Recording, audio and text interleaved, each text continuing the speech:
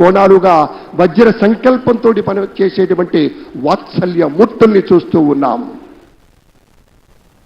మరికొద్ది క్షణాల్లో గౌరవనీయులు ప్రధాని, గవర్నర్ గారు, అలాగే chief minister designate Nara Chandrababu Naidu గారు ఈ ప్రాంగణంలోకి విచ్చేయనున్నారు. His excellency governor of Andhra Pradesh Syed Abdul Nazeer గారు మరికొద్ది క్షణాల్లో ఈ ప్రాంగణంలోకి విచ్చేయనున్నారు. చీఫ్ సెక్రటరీ గారు విత్ హిస్ కైండ్ పర్మిషన్ సభా కార్యక్రమాన్ని, ప్రొసీడింగ్స్ ని కొనసాగిస్తారు. దానికి మరికొద్ది క్షణాల్లో మన గౌరవనీయులు ముఖ్య అతిథులు ప్రధాని ఈ వేదిక మీదకి రానున్నారు. ఆ వెంటనే కార్యక్రమం, ప్రొసీడింగ్స్ ని చీఫ్ సెక్రటరీ గారు కంటిన్యూ చేస్తారు. పెద్దల్ని గన్నవరం ఎయిర్పోర్ట్ లో స్వాగతించి మన గవర్నర్ గారు, మన కాబోయే ముఖ్యమంత్రి శ్రీ చంద్రబాబు నాయుడు గారు ఇక్కడికి విచ్చేస్తూ ఉన్నారు. నిమిషాల వ్యవధి మాత్రమే ఉంది పెద్దలారా. సమయ పాలన తెలిసినటువంటి పెద్దలు కాబట్టి మరొక మాట గుర్తు చేసుకుంటే, మన ప్రధాని ఇచ్చినటువంటి పిలుపులు మీకు తెలుసు కదా. నరేంద్ర మోదీ గారు ఎప్పుడు చెప్తారు, స్వచ్ఛ భారత్, ఆత్మనిర్భర్, బేటీ బచావో బేటీ పడావో ఇత్యాది పథకాలన్నీ కూడా మన రాష్ట్రంలో కూడా దూరదృష్టి కలిగినటువంటి శ్రీ చంద్రబాబు నాయుడు గారు కలలు కనడానికి ధైర్యంతో పాటు ఆ వచ్చిన కళల్ని సాధించడానికి సాహసంతో ముందుండేటువంటి వ్యక్తిగా చంద్రబాబు నాయుడు గారు ప్రపంచంలో వచ్చినటువంటి ఐటీ విప్లవ ఫలితాలు తెలుగు జాతికి అందాలని మొట్టమొదటగా అంచనా వేసి ఇవాళ హైదరాబాద్ మహానగరం ఒక ఐటీ హబ్గా ఉంది అంటే కారణం చంద్రబాబు నాయుడు గారని చెప్పుకోవాలి. అలాగే ఆయన ఒక మహాస్వాప్నికుడు. ఆకలి లేని దేశాన్ని కలలు కంటాడు. కేవలం ఉన్నత స్థితికి వెళ్ళాలి, నేను సంపాదించుకోవాలి, నేను ఎదగాలన్నది కాదు. ఆకలి లేని దేశాన్ని చూడాలి, ఆకలి లేని దేశాన్ని కలలు కనాలి.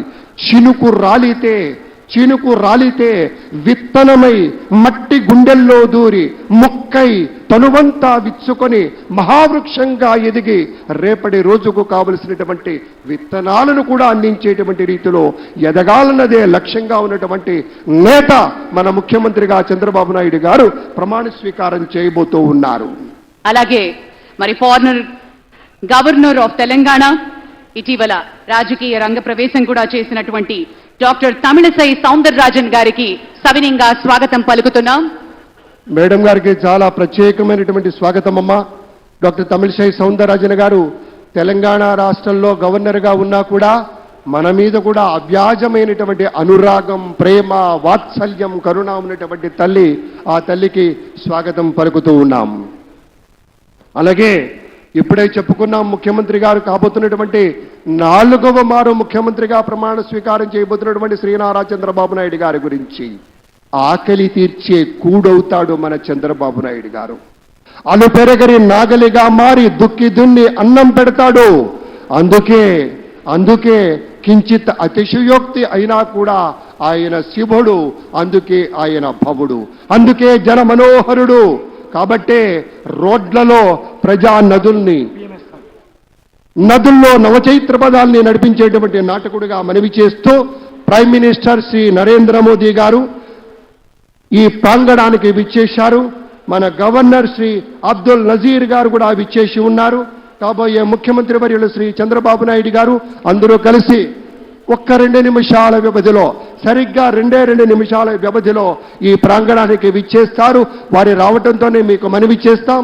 ఇక్కడికి రావగానే ప్రధానమైన వేదిక నుంచి మన యొక్క అభివాదాలు అందుకుంటారు. ఆ వెంటనే ఈ పక్కన ఉన్నటువంటి పోలీస్ బ్యాండ్ సిబ్బంది మన జాతీయ గీతాలాపన ఉంటుంది.